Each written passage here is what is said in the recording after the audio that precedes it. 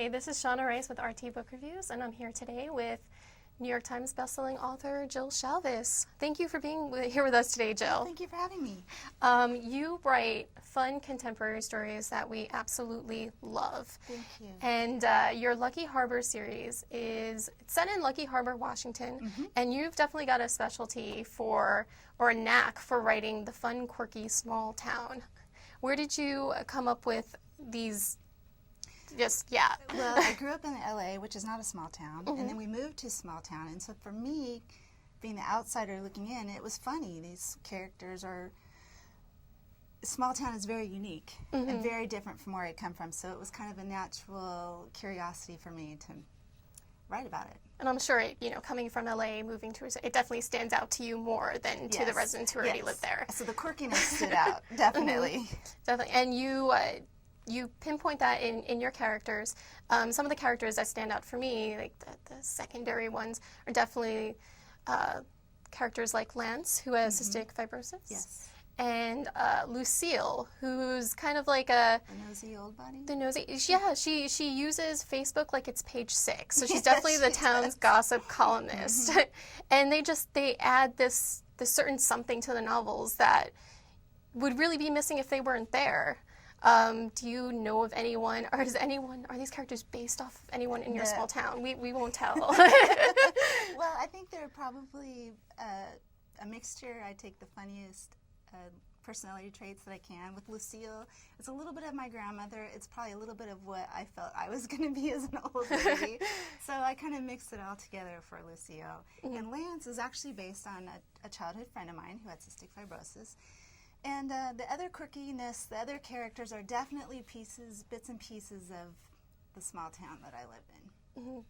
Well, I know every time I read a section with Lucille, and you see the other characters talking about, well, there's a poll that just popped up on Facebook. I just can't help but laugh because you know that she's behind it. Absolutely. And in this book I'm writing now, she discovers Pinterest. Oh, so she's going to be pinning those images. She will be pinning the interesting pictures. Oh my gosh, I love that she's keeping up with the latest social media. Yes. So right now you're writing 2 popular series. So we have Lucky Harbor and Animal Magnetism. What would you say are the differences between these 2 series? Well, the animal books take place in Idaho in a more of a ranching community taken around an animal center. And Lucky Harbor is more every town USA. I think everybody who pictures a small town can see Lucky Harbor much more clearly. It's almost, if you could even see it in San Francisco or LA, just a small street, pick it up and put it into Lucky Harbor. So it's more of a broad, it almost sometimes has an urban appeal, which I think is part of the crossover. Well, I know Lucky Harbor has actually replaced Stars Hollow as my fictional town to live in. Yes, everybody wants to live. I wouldn't mind living in Lucky Harbor. It's like every time you turn around a corner, there's another hot guy. Yes, and more are coming. Well, this summer you released Forever in a Day, another Lucky Harbor novel. And around the RT offices, there's this consensus that it is the best contemporary read of the year. Well, we just love it because it's touching, it's warm, and it's funny, which is, you would think it's hard to do because the hero is overworked dad, and he's taking care of his son and his disabled younger sister.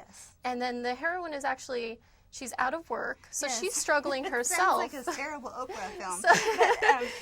But I thought, I was having a hard time finding the funny, but the trick is to find the funny in any situation. So that's what I tried to do with Josh. So the funny is being tortured by a puppy and, the sister who all wants to do is needle him and drive him crazy. And this heroine who thinks she's so out of her element, and it turns out that she's not out of her element at all. It's just, I just love the way that you did that because you just find yourself laughing out loud in a situation where you think you wouldn't, but you just handled that so well. Thank you. And in November, you have the 3rd Animal Magnetism book, Resting My Heart. And we can't mention the series without mentioning the animals because you always seem to have an animal or something, or definitely a dog. What?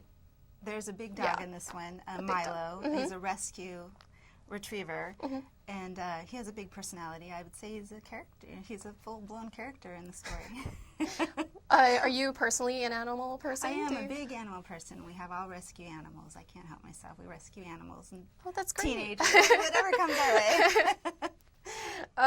In this story, it's a reunion story. Yes. So it's Adam and Holly, and they're reuniting Yes. after, I believe, he broke her heart. Yes. So And it was kind of a secret that they're reuniting. The people in the two earlier books, no one really knew that they had ever had it together before. So this is it's also a surprise reunion. And how do you bring these characters to a place where they're actually ready to heal and get back together? Well, time. This book actually takes place over a longer period of time than, say, Forever and a Day. I think love cures all. There's definitely an HEA in every book I write. What is next for you? More Lucky Harbors. We're going to do two next year. It Had to Be You, and I don't know the title of the second one, but we're going to be May and September. Okay. Definitely on my list of titles to buy for next year because I just devoured the whole Lucky Harbor series in one go. Oh, there's a amazing. Christmas novella coming in Lucky Harbor. Oh my gosh. If you read The Sweetest Thing, Mia, Ford and Tara's daughter, grew up, and she's got a love story coming December 4th. It's a short e-novella. Oh my god. Is the hero? I'm not going to ask if the hero is. I'm not going to tell you. Okay. We're just going to have to find out. Beneath the mistletoe. You knew what I was going to ask. No, I'm not telling anybody. All right. I'm not done. All right. Well, thank you so much for being here with us today. Thank you for having me. Thank you.